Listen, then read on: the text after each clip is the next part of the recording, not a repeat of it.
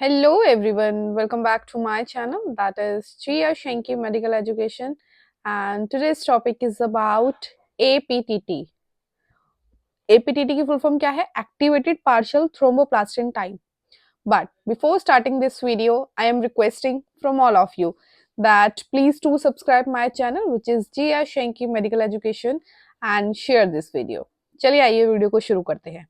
जो आज का हमारा टॉपिक है उसमें हम एक टेस्ट पढ़ने वाले हैं जिसका नाम है एपीटीटी। आपने शायद पीटी का नाम भी सुना होगा जिसको प्रोथ्रोम्बिन टाइम बोलते हैं, ठीक है। एंड उसके साथ एक और टेस्ट किया जाता है जिसको बोलते हैं एपीटीटी। ओके, आज की वीडियो में हम एपीटीटी को डिस्कस करेंगे एंड नेक्स्ट वीडियो में पीटी को डिस्कस करेंगे। एपीटीटी की फुल फॉर्म के बारे में बात करें इसकी फुल फॉर्म है activated partial thromboplastin time. Okay, it measures the amount of time it takes for a blood clot to form. APTT से हम क्या देखते हैं कि जो हमारा ब्लड है वो कितनी देर में क्लॉट हो रहा है। यही चीज यहाँ पर लिखी है कि it measures the amount of time, कितने टाइम में ब्लड क्लॉट बनता है, ब्लड क्लॉट फॉर्म होता है, ठीक है। ये एपीटीटी में देखा जाता है। The APTT blood test is used to monitor blood clotting in people with conditions. अब एपीटीटी हम क्यों करते हैं? कुछ लोगों में कंडीशंस को देखने के लिए यूज किया जाता है। मेनली जो कंडीशन देखी जाती है वो ज्यादातर होती है हीमोफीलिया और वॉन विल्ब्रेंट्स डिजीज। दोनों की दोनों ही डिजीज जो है वो क्लॉटिंग फैक्टर से रिलेटेड डिजीज है। इनमें जो क्लॉटिंग फैक्टर होते हैं या तो म्यूटेटेड रहते हैं या फिर वो एब्सेंट रहते हैं, जिसकी वजह से जो ब्लड है वो क्लॉट नहीं होता है। इसके अलावा और भी फैक्टर्स है जिसके लिए हम एपीटीटी को करते हैं। एंड अगर आपको पता हो, आई होप सो कि सभी को पता होगा कि दो पाथवे होते हैं, intrinsic pathway and extrinsic pathway of blood clotting factors, ठीक है। जो इंट्रिंसिक पाथवे होता है उसको हम एपीटीटी के जरिए देखते हैं एंड जो एक्सट्रिंसिक पाथवे होता है उसको हम पीटी के जरिए देखते हैं। अभी इसको हम और अच्छे से पढ़ेंगे। उसके बाद बात करें it can also be use to monitor the effects of blood thinners. अब देखिए ब्लड थिनर्स क्या होते हैं। फॉर एग्जाम्पल आपने काफी बार सुना होगा कि कुछ लोगों का जो ब्लड होता है वो थिक हो जाता है, मतलब गाढ़ा हो जाता है, तो उसके लिए उनको ब्लड थिनर्स दिए जाते हैं। ये जो ब्लड थिनर्स होते हैं इनके इफेक्ट होते हैं जिसकी वजह से काफी बार ब्लड बहुत ही ज्यादा थिन हो जाता है एंड वो क्लॉट फॉर्म नहीं कर पाता है, तो उसके लिए भी हम एपीटीटी को करते हैं। It can also be use to monitor the effects of blood thinners such as heparin, एक हिपैरिन ब्लड थिनर है एंड एक है वॉरफ्रेन, ठीक है, जिसको हम क्यूमाडिन के नाम से भी जानते हैं। अब बात करते हैं कि ब्लड फॉर्म कैसे होता है, ब्लड क्लॉट जो ब्लड का थक्का है वो कैसे जमता है, ठीक है। इसमें 2 स्टेप्स यूज होते हैं। जो ब्लड क्लॉटिंग फॉर्मेशन है इसमें 2 स्टेप्स मेन होते हैं, ठीक है। फर्स्ट स्टेप जो होता है, सबसे पहले फॉर एग्जांपल कहीं भी चोट लगी कहीं भी, तो जो प्लेटलेट है वो काम करना शुरू करते हैं। जो प्लेटलेट हैं वो ब्लड वेसल के इंटीरियर सरफेस पे आते हैं। This is the interior surface. तो यहाँ पर चोट लगी है तो यहाँ पे ब्लड वेसल्स जो प्लेटलेट है वो एक्यूमुलेट होना शुरू कर देंगे एंड देन उसके बाद क्या होगा, प्लेटलेट रिलीजेस केमिकल्स। जो प्लेटलेट है वो अपने अंदर से केमिकल को रिलीज करेगा जिसको हम बोलते हैं क्लॉटिंग फैक्टर्स, जो कि 13 टाइप के क्लॉटिंग फैक्टर्स होते हैं, 13 होते हैं, ठीक है। ये जो क्लॉटिंग फैक्टर्स हैं ये प्लेटलेट के जरिए रिलीज किए जाते हैं एंड वहां पर ये दोनों मिलकर, ठीक है, ब्लड का क्लॉट बनाते हैं which causes your blood to thicken, जिसकी वजह से वहां पे पर्टिकुलर एरिया पे ब्लड थिक होता है एंड विजिबल स्कैब बनता है, विजिबल क्लॉट बनता है, ठीक है। अगर आप यहाँ पे ध्यान से देखें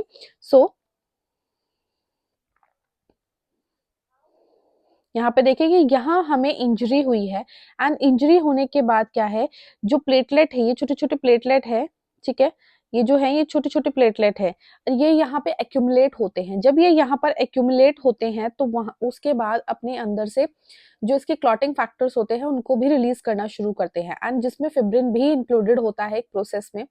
एंड वहां पर क्या होता है, जो क्लॉटिंग फैक्टर्स होते हैं प्लेटलेट और फिब्रिन ये तीनों मिलकर और आरबीसी उसके बीच में फंस जाता है, उस जाल के बीच में, ये सब मिलकर क्या बनते हैं, क्लॉट बना देते हैं, ठीक है।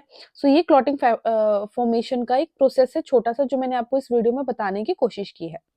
देन उसके बाद है क्लॉटिंग फैक्टर्स के बारे में थोड़ा सा देखें कि एपीटीटी हम क्यों करते हैं। तो देखिए हमारे पास 13 क्लॉटिंग फैक्टर्स होते हैं जिसको हम कोआगुलेशन कैस्केड भी बोलते हैं, ठीक है, एंड इसमें हिपैरिन का यूज होता है, ठीक है।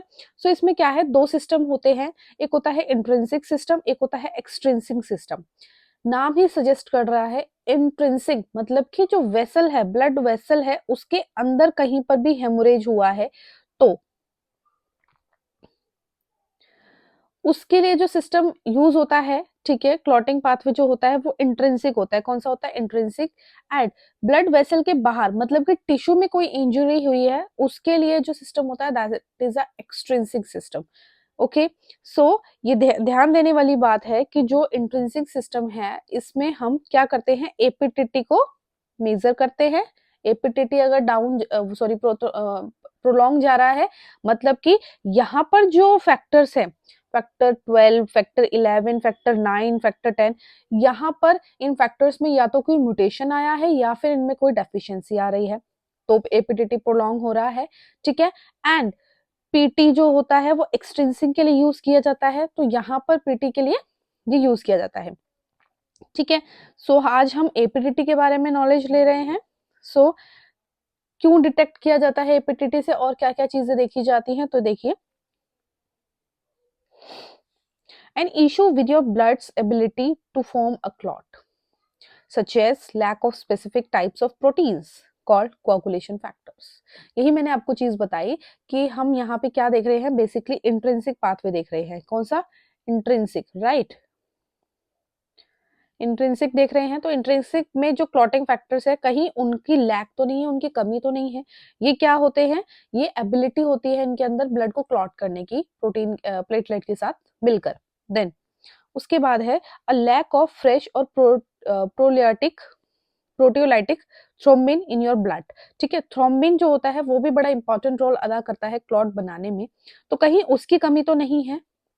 अगर उसकी कमी होगी तो भी ब्लड फॉर्म अच्छे से क्लॉट नहीं बनेगा। देन उसके बाद आती है an issue with your platelets themselves. कहीं ऐसा तो नहीं प्लेटलेट में खुद में ही कोई प्रॉब्लम है जिसकी वजह से क्लॉटिंग फैक्टर रिलीज नहीं हो रहे हैं, तो वो चीज देखते हैं, ठीक है। एबनॉर्मेलिटी ऑफ प्लेटलेट के लिए भी इसको यूज किया जाता है ऑल्सो। और कौन कौन से साइंस होते हैं जिसके तहत हम एपीटीटी करते हैं, सो अनएक्सप्लेन्ड ब्रूजिंग, कहीं पर भी ब्रूजिंग हो रही है, ब्लीडिंग हो रही है अनएक्सप्लेन्ड, ठीक है।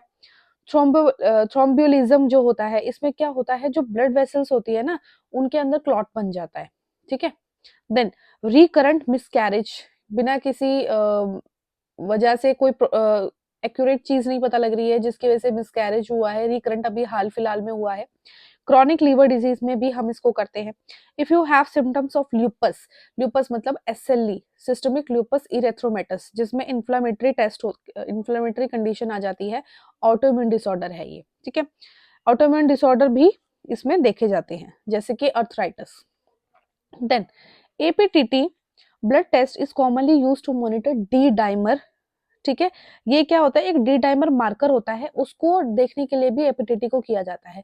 तो डी डाइमर मार्कर कब प्रोड्यूस होता है, फॉर एग्जांपल कोई सर्जरी हुई है कोई, ठीक है, तो जब वहां पे वुंड हील होता है, ब्लड क्लॉट बनता है, तो अगर डी डाइमर हमें देखने को मिलता है, जो कि 1 हफ्ते बाद जनरेट हो जाता है वहां पे, अगर डी डाइमर देखने को मिल रहा है बॉडी के अंदर, तो माना जाता है कि जो वुंड है वो प्रॉपरली हील हो रहा है, ठीक है। So it is a substance normally released by your body, ये बॉडी के जरिए रिलीज किया जाता है when you form a blood clot, जब आपकी बॉडी में ब्लड क्लॉट बनता है, तो D dimer can be detected in your blood, ये ब्लड में डिटेक्ट किया जाता है up to after trauma surgery and medical procedure, ठीक है। 1 वीक के बाद, मान लो कोई ट्रॉमा हुआ, कोई मेडिकल सर्जरी प्रोसीजर हुआ, तो उसके 1 हफ्ते बाद इसको देखा जाता है, बन जाता है ये। इट इज अ मार्कर, ये मार्कर है of your body's attempt to heal itself the event. अगर ये मार्कर दिखता है तो ये सजेस्ट करता है हमें कि जो हमारी बॉडी है वो अपने आप को हील कर रही है। मेथडोलॉजी के बारे में बात करें, इसको टेस्ट कैसे करना है, सो प्रिंसिपल आप देख लें इसमें क्या है।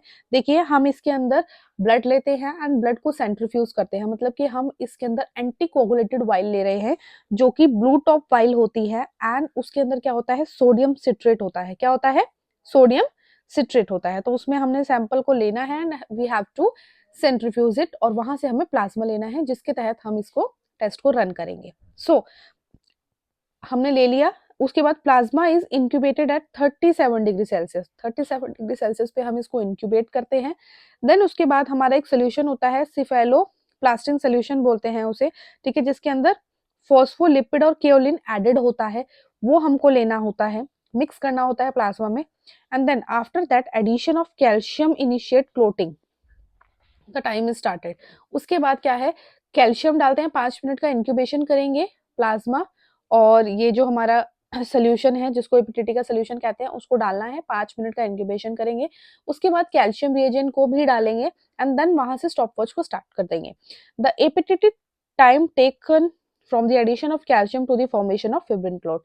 जब आपने कैल्शियम डाला उसके बाद आपने क्लॉक स्टार्ट करना है, उसके बाद जितनी देर में वहां पे क्लॉट बनता है, that would be the result of test.